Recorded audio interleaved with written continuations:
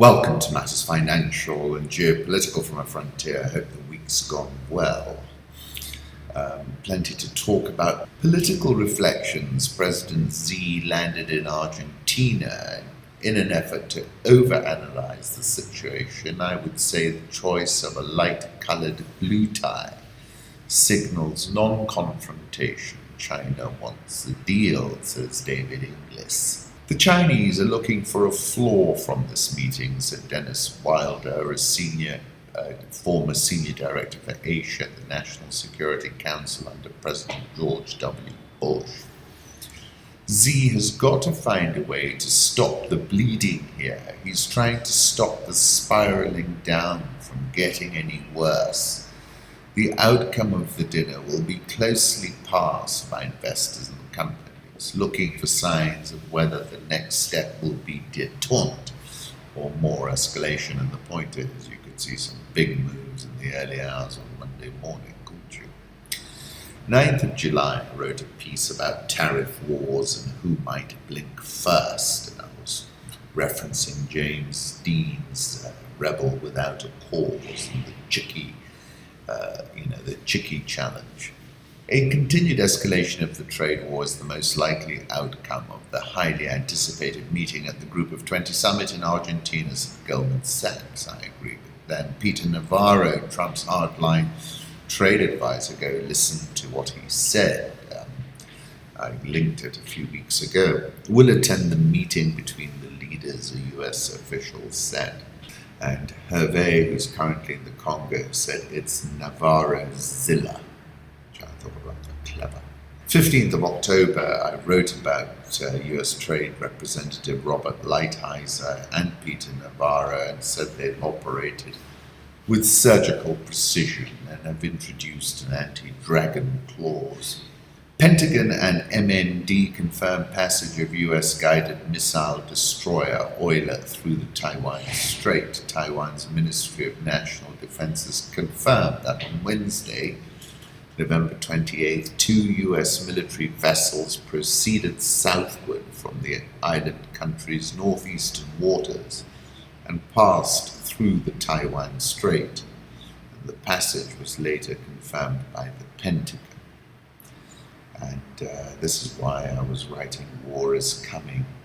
And I was saying on the 15th of October, the incident with the USS Decatur is surely a precursor. We've also learned that the USS Chancellorsville sailed near the Paracel Islands to challenge excessive maritime claims and preserve access to the waterways as governed by international law. The warship conducted what is referred to as a freedom of navigation operation in the vicinity of the Paracel Islands to challenge claims made by China. So you can see a much more intrusive US in that part of the world. I made these misstatements to be consistent with individual one's political messaging and out of loyalty to individual ones, said Cohen. Is WikiLeaks a Russian front, asks The Atlantic. They like to say every time WikiLeaks comes out, they say this is a conspiracy between Donald Trump and Russia. Then presidential candidate Donald Trump told a crowd in Kinston, North Carolina in October 2016 the idea was self-evidently ridiculous. The Republican said, "Give me a break." Barely 2 years later, the idea of WikiLeaks serving as a medium for Russia to boost the Trump campaign seems more and more plausible, even likely. Russia used WikiLeaks as a conduit, witting or unwitting, and WikiLeaks in turn appears to have been in touch with Trump allies. According to a draft document from Special Counsel Robert Mueller's team, which is investigating Russian interference in the election, the conservative author Jerome Corsi tipped off Roger Stone, a Trump friend and former political advisor, that WikiLeaks would release a tranche of emails hacked from the Clinton campaign chairman John Podesta. The tip came in August, weeks before the October release. Corsi provided the document to NBC News. and then several other news organizations. As per his practice, Muller has not commented. A lot of detail, and this is why in December 2016 I wrote that piece, "We Have a Deviate Tomahawk." The specialist is monitoring data on his mission console when a voice breaks in, a voice that carried with it a strange and unspecifiable poignancy. He checks in with his flight dynamics and conceptual paradigm officers at Colorado Command. "We have a deviate tomahawk. We copy, there's a voice. We have gross oscillation here. There's some interference. I've gone redundant, but I'm not sure it's helping. We're clearing an outframe to locate source. Thank you, Colorado. It is probably just selective noise. You are negative red on the step function quad." It was a voice, I told them. "We've just received an affirm on selective noise. We will correct Tomahawk. In the meantime, advise you to stay redundant." The voice, in contrast to Colorado's metallic pigeon, is a melange of repartee, laughter, and song with a quality of purest, sweetest sadness. Somehow we were picking up signals from radio programs of 40, 50, 60 years ago. In that article I said I have no doubt that Putin ran a seriously 21st century, predominantly digital program of interference which amplified the Trump candidacy. Trump was an ideal candidate for this kind of support. He's a linguistic warfare specialist. Look at the names he gave his opponents: Crooked Hillary, Lying Ted, Little Marco, Low Energy Jeb. They were devastating and terminal. In the same article, I said the first thing is plausible deniability, and the second is non-linearity.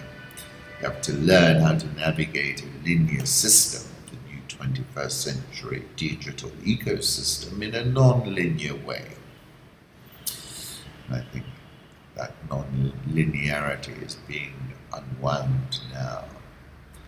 And then I was saying about WikiLeaks in particular, from feeding the hothouse conspiracy frenzy online, constant state of destabilized perception, timely and judicious doses of WikiLeaks leaks which drained Hillary Clinton's bona fides and her turnout and motivated Trump's.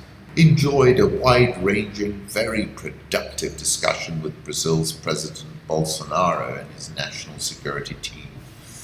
I extended an invitation from President Trump for Bolsonaro to visit the US. This is Ambassador John Bolton.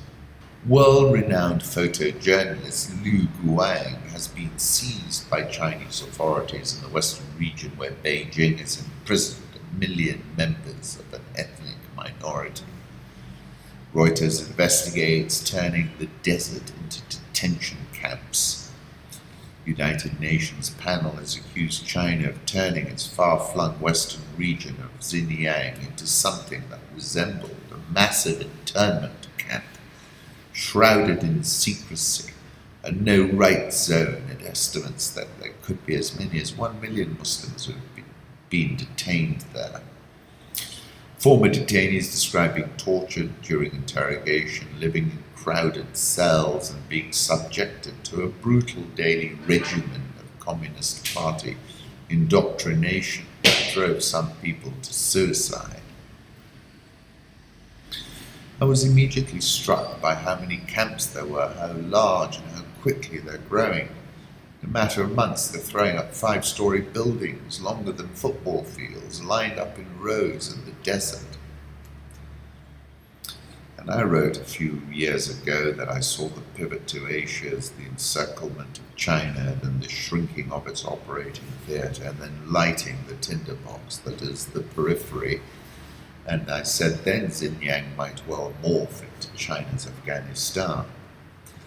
And China has been stuffing the residents of Xinjiang with pork, locking them up in internment camps and brainwashing them in order to prevent that outcome I was predicting. March 2018, I wrote about how China has unveiled a digital panopticon in Xinjiang. Global temperatures in 2018 are said to be the fourth highest on record. The UN said on Thursday, November 2015, I said, I cannot help feeling we're like frogs in boiling water. The World Meteorological Organization pointed out that the 20 warmest years on record have been in the past 22 years. This would mean that the past 4 years, 2015, 2016, 2017 and 2018, are also the 4 warmest years in the series. The warming trend is obvious and continuing. It's worth repeating that once again, we are the first generation to fully understand climate change and the last generation to be able to do something about it.